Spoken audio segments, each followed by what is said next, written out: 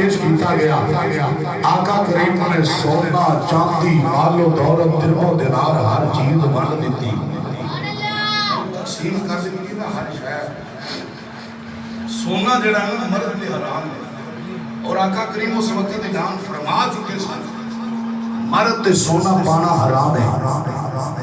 جدو آقا کریم نے اعلان بھی کیتا ہوئے کہ اس اعلان تو بعد مال غنیمت تقسیم کرنے نا آخر تے سونے کی ایک انگوٹھی رہ گئی آقا کریم نے انگوٹھی ویکھیا تے پکڑی انگوٹھی والی ٹک ٹکی لائی ہے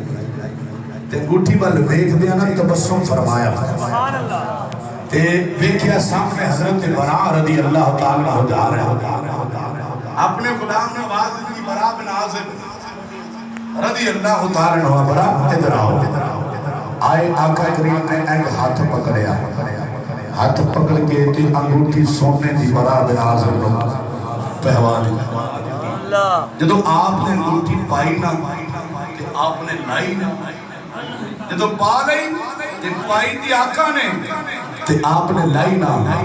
جڑا ویکھدا ہے پوچھدا ہے سونے دی انگوٹھی اے براء سونے دی انگوٹھی پائی ہے آپ مسکرا کے فرماتے نے میں کدو پائی آقا نے پائی صحابہ پوچھتے ہیں براء بن عازب رضی اللہ تعالیٰ ہو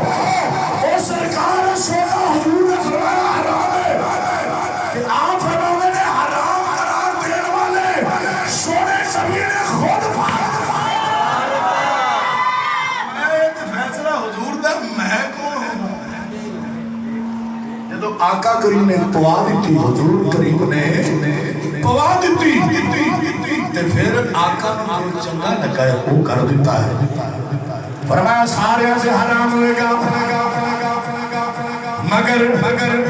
اے انگوٹھی میرے تے حرام کوئی نہیں جس نبی دا صدقہ سانو ایمان دی دولت ملی ہے دین دی دولت ملی ہے حلال تے حرام دی تمیز ملی ہے اس نبی نے خود فیصلہ فرمایا